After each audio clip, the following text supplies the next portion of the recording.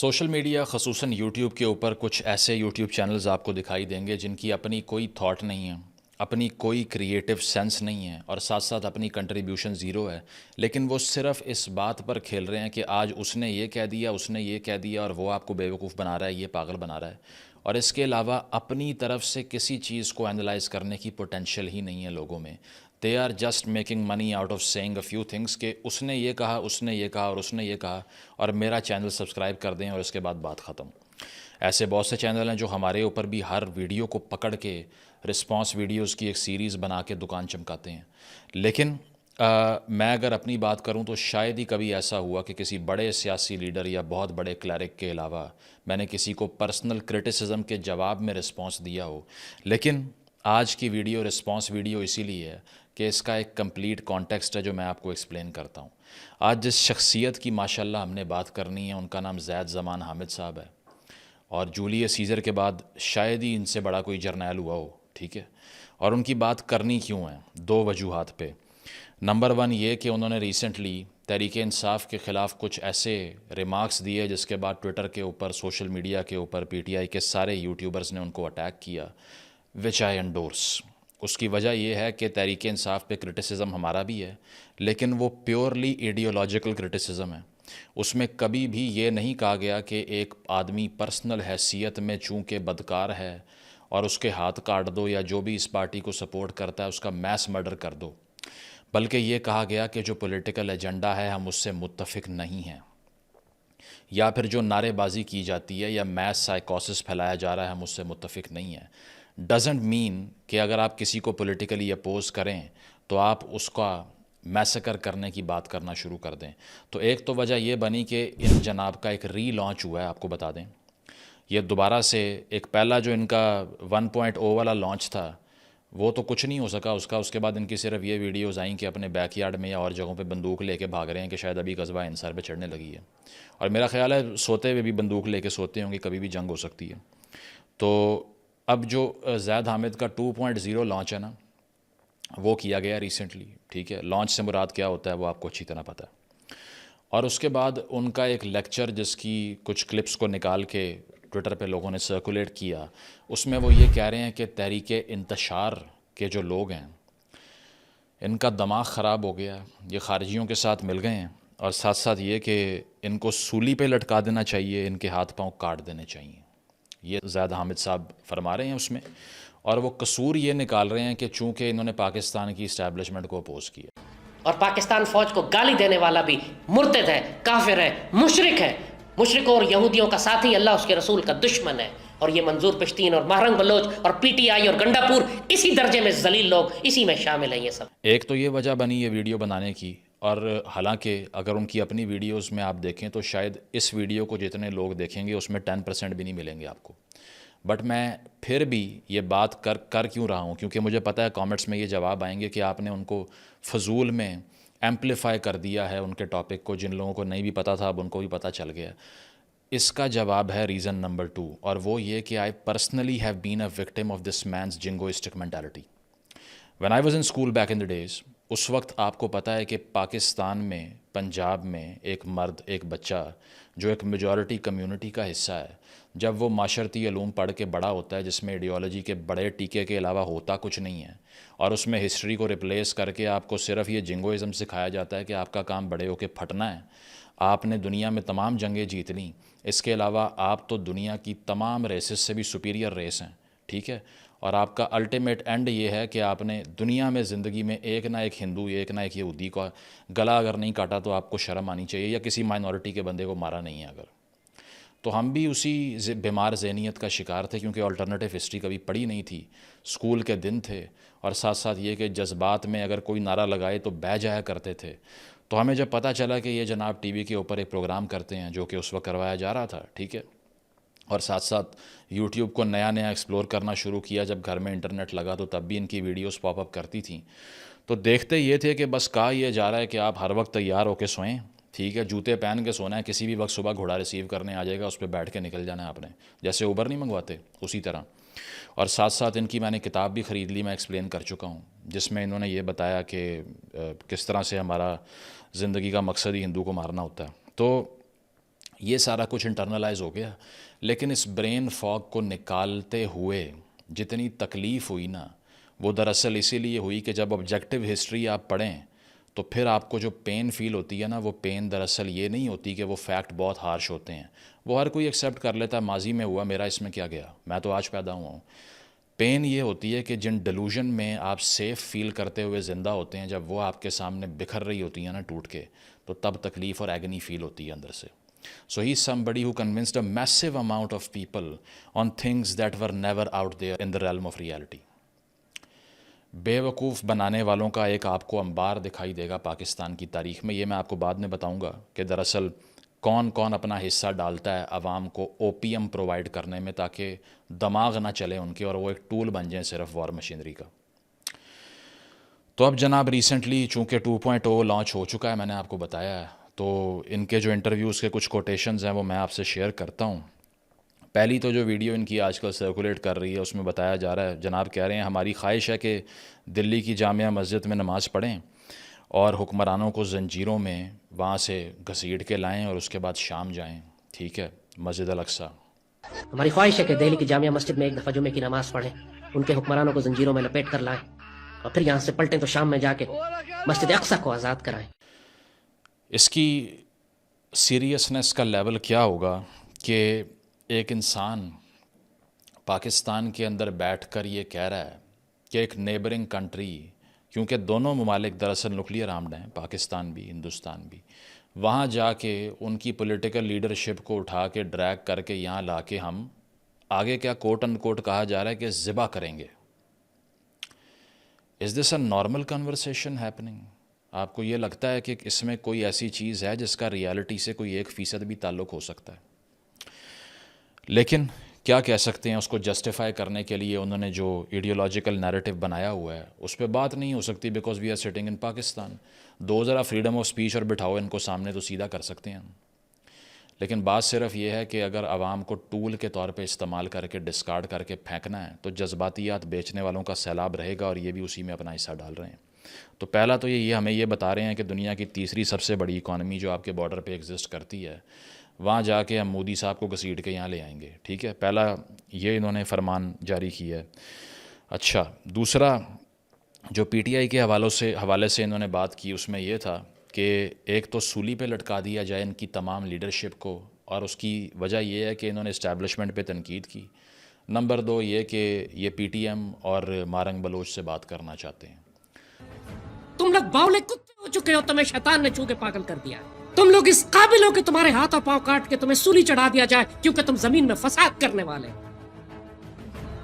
تمہاری نفرت, وہ زانی بدکار نشئی جو جیل میں بند ہے, اس کی محبت میں تم نے اس پاک سرزمین کے خلاف اتنا بڑا محاذ کھڑا کر دیا ہے کہ ہندو کہتے ہیں کہ ہمیں پاکستان سے جنگ کرنے کی ضرورت نہیں ہے.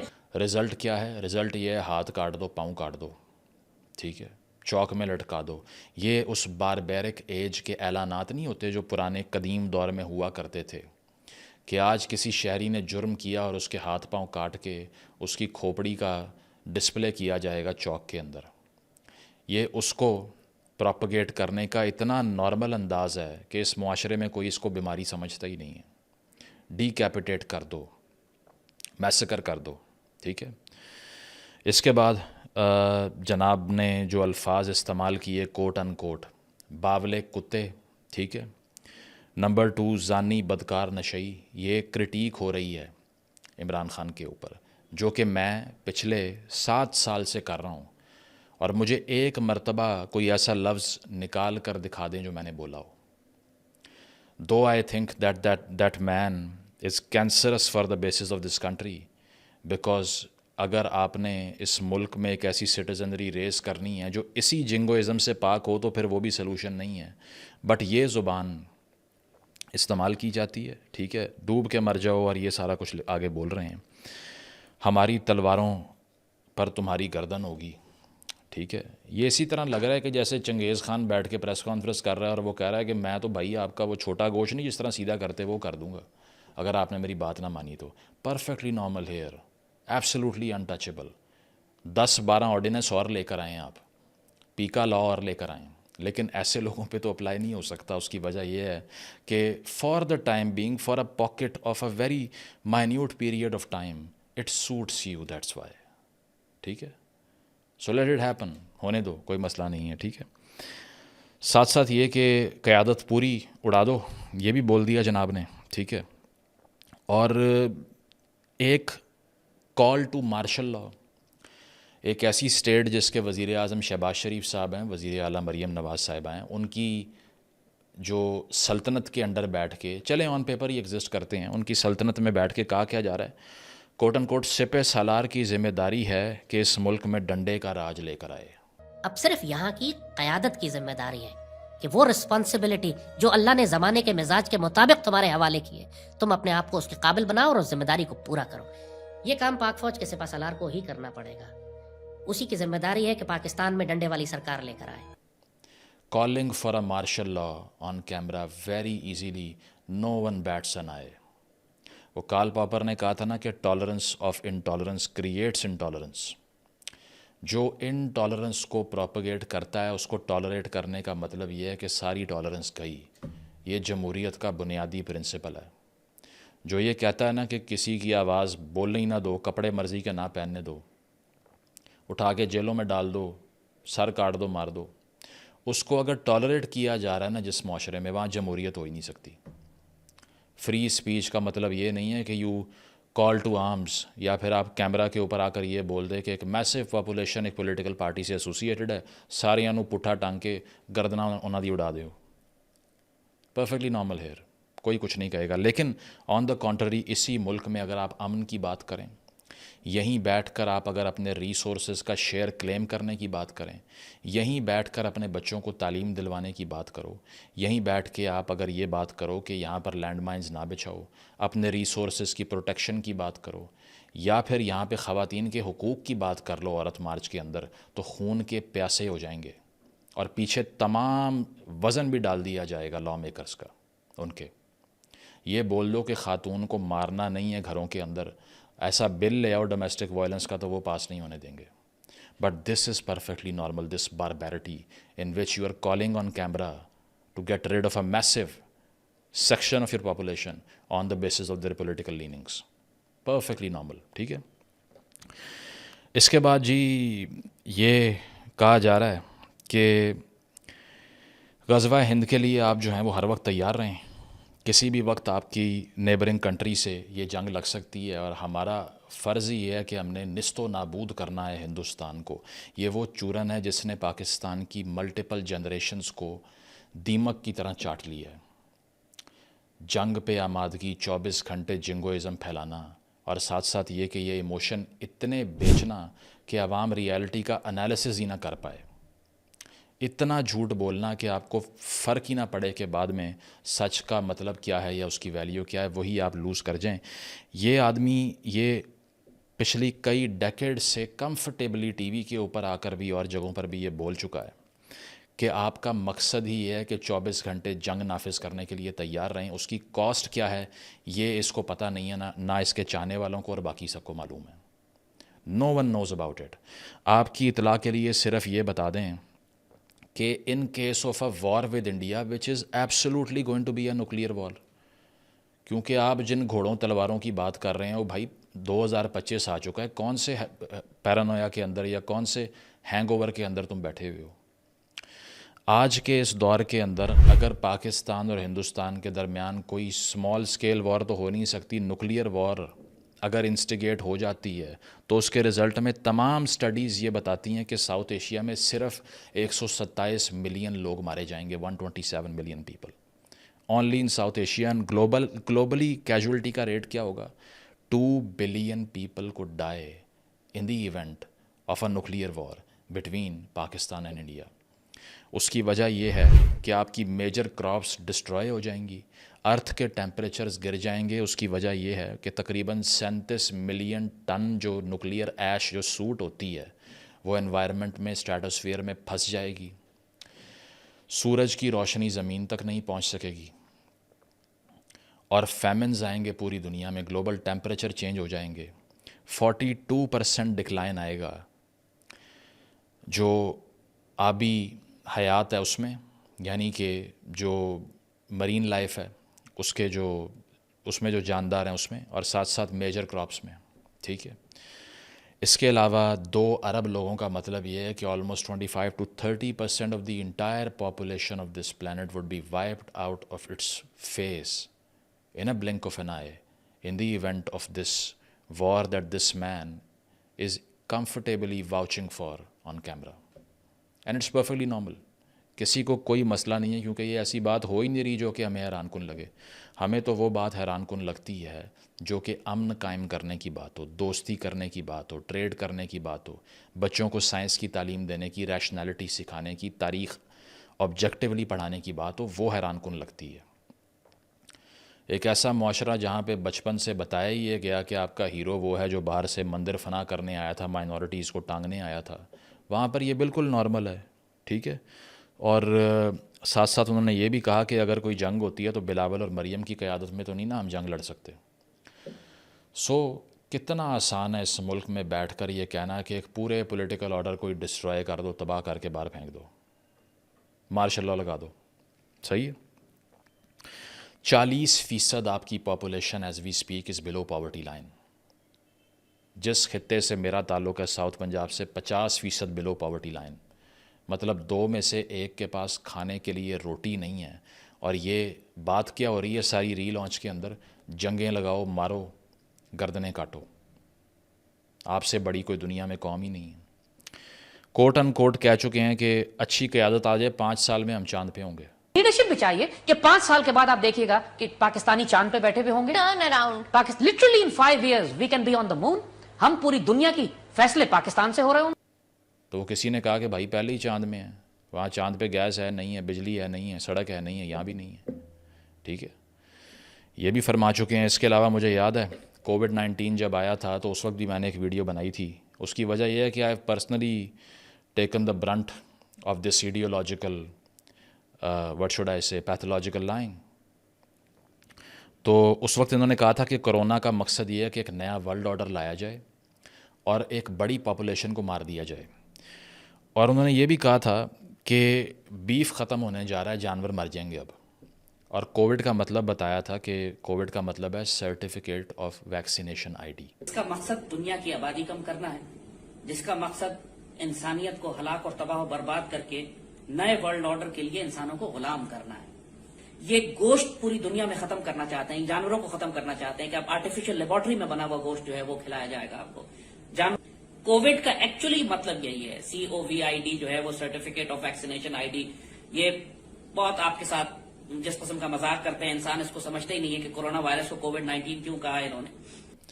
تو انہوں نے کہا تھا کہ لکوڈ فارم میں چپس نا لکوڈ فارم میں آپ کے جسم میں داخل کی جائیں گی اور پھر سرویلنس کرے گا بل گیٹس آپ کے اوپر۔ یہ ہے اس انسان کا IQ جس کو بٹھا کے ایک پولیٹیکل پارٹی کی کاز کے خلاف لانچ کیا گیا۔ اور یہ آتھینٹسٹی ہے باتوں میں کہ کچھ بھی بول دو، اور اس کے باوجود a lot of people would agree with it۔ وہ سورن کیرکیگارڈ ایک فلاسفر تھا، one of my favorites، he said there are 2 ways to be fooled۔ 2 طریقے ہیں بے وقوف بننے کے۔ one is to believe what is not true۔ پہلا یہ کہ آپ اس چیز پر یقین کریں جو کہ سچ ہے ہی نہیں، and the other is to refuse to believe what is true۔ اور دوسرا یہ کہ جو ٹھیک ہو اس کو ماننے سے انکار کر دیں۔ ان 2 طریقوں سے آپ پاگل بن جائیں گے، اور یہاں پہ تیار بیٹھے ہوتے ہیں پاکستان کے اندر لوگ پاگل بننے کے لیے۔ آپ صرف نعرہ لگانے کی دیر کریں تو سب پاگل بن جائیں گے اس کے بعد میں، ٹھیک ہے۔ یہ ہے خوبصورت چہرہ یہاں پر جو ہم پروجیکٹ کرنا چاہتے ہیں لوگوں کے اوپر۔ 2.5 کروڑ بچہ جس ملک اسکولوں سے باہر ہے، جس کے پاس کل کو پینے کا پانی کہاں سے آئے گا یہ نہیں معلوم، جہاں بیگنگ ریکٹس چل رہے ہیں، جہاں پر ناردرن بارڈر پہ جنگ لگی ہوئی ہے، اور اس کے ساتھ ساتھ آپ کو ایک اوور آل معاشرے کے اندر اتنی پولرائزیشن دکھائی دیتی ہے۔ وہاں سلوشن یہ ہے کہ ہندوستان کے جا کے وزیر اعظم کو زنجیروں میں جکڑ کے لائیں گے۔ تو بھائی اس وقت جب آپ لا کے ادھر ذبح کر رہے ہوں گے اور یہ تقریب ہو رہی ہوگی، تو یہ جو دنیا میں تقریباً 2 ارب لوگوں نے مرنا ہے اس میں سے آپ نہیں ہوں گے؟ یا جب نیوکلیئر وار ہو رہی ہوگی تو آپ پھر بھی یہ سارا وہاں جا کے کسائی بنے ہوں گے آرام سے؟ پتہ نہیں، مطلب مجھے یہ سمجھ نہیں آتی کہ जनरेशन्स ओवर जनरेशन्स आपको यहाँ पे इस तरह की शख्सियात मिलेंगी जो कि सिर्फ आवाम को इन जाली नारों के थ्रू पागल बना के जवानियाँ छीन ली लोगों की उन्होंने। किसी दौर में भुट्टो साहब कहा करते थे ये दुनिया का लोहा बनेगी ये कौम, और इसके अलावा पूरी दुनिया के हाँ और ना में जो पाकिस्तान की हाँ और ना में जो फ़ैसले हैं पूरी दुनिया के हम करेंगे, दुनिया का लोहा बन जाएंगे। पता चला वो एक स्टील मिल थी वो भी बंद हो गई, लोहा कहाँ से बनना है। आधा मुल्क आपने 71 में पहले तुड़वा लिया इसी तरह के लेक्चर्स की वजह से। और अब रही सही कसर जिन लोगों को कोई गिला शिकवा है आपसे, चाहे वो पश्तून बेल्ट में हैं या फिर बलोच बेल्ट के अंदर हैं, तो उसका रिज़ल्ट ये है कि इस तरह के लोगों को बिठाओ और ये कहें कि भाई इन सारों की गर्दन उतार दें, मसला हल हो जाएगा। हिंदुस्तान से दुश्मनी का रिज़ल्ट ये है कि 4 जंगें लड़ने के बाद आपके इकनॉमिक रिसोर्सेज ज़मीन पे गिर गए हैं और अब भी उसी के लिए आप आर्ग्यू करना चाहते हैं। ये नहीं सोचते कि बच्चों का मुस्तकबिल क्या होगा। यहाँ पे लाशों के अंबार लगवाने वालों के और उस पर व्यापार करने वालों को लाकर प्रमोट किया जाता है। So it's an absolute Shem that it is still happening in this country and it is perfectly normal. उसकी वजह यह है कि कुछ तो साइकोलॉजिकली हमने गलत किया है, इसी वजह से ये इतना इजीली अलाउड है यहाँ पे कि it could be said very very very easily. और अगर इसी के अगेंस्ट कोई पीस के हवाले से बात कर दी जाए तो वो इम्पॉसिबल हो जाती है। तो नॉम चॉम्स्की जो कि एक बहुत बड़े थेरिस्ट हैं, उन्होंने कहा jingoism, racism, fear, religious fundamentalism, these are the ways of appealing to people if you're trying to organize a mass base of support for policies that are really intended to crush them. वो कहता है कि jingoism यानी कि जंग को बढ़ा चढ़ा के पेश करना और जंगी जुनून, ठीक है, रेसिज्म, इसके अलावा खौफ बेचना, फंडामेंटलिज्म, बुनियाद परस्ती, ये सब तरीक़ाकार हैं आवाम को ऑर्गेनाइज़ करने के, जिसमें आपके उनके इमोशन को अपील करते हैं, उनके जज्बात को उभारते हैं और उसके बाद में उन्हीं के ख़िलाफ़ इन तमाम जज्बात को यूज़ करते हैं। तो एक ऐसा इंसान जो टीवी के ऊपर बैठकर ये कह रहा है कि न्यूक्लियर वॉर का आगाज़ करना बिल्कुल आसान है, घोड़ों तलवारों की बातें कर रहा है, वो दरअसल ये कह रहा है कि पूरी दुनिया के 2 अरब लोगों को मार दो, अपने बच्चों को मार दो, अपना फ्यूचर बर्बाद कर दो और जंगों में इन्वेस्ट करो इसको। आज का दौर जो आर्टिफिशियल इंटेलिजेंस का दौर है, जहाँ पर एकेडमिक सुप्रेमेसी कायम कर ली है आपके एनिमीज़ ने, सो कॉल्ड एनिमीज़ ने आपके ऊपर, साथ साथ ये कि रिसर्च और इसके अलावा R&D पे लोग इन्वेस्ट कर रहे हैं, साथ साथ ये कि वो ये सोच रहे हैं कि अपने बच्चों को स्किलफुल वर्किंग क्लास का हिस्सा कैसे बनाना है। वहाँ बैठ के एक आदमी तलवारें देना चाहता है आपके हाथ में। ये फ़ैसला अब आपने करना है कि ये नैरेटिव्स प्रिवेल करेंगे या पीस के, रैशनैलिटी के, साइंस के, लॉजिक के और तालीम के। उसकी वजह यह है कि अगर आपको दुश्मनियाँ, जंगें, सर काटना, इससे कुछ हासिल होना होता तो आज 78 साल के बाद आप IMF के $1 अरब के मोहताज ना होते। बहुत शुक्रिया।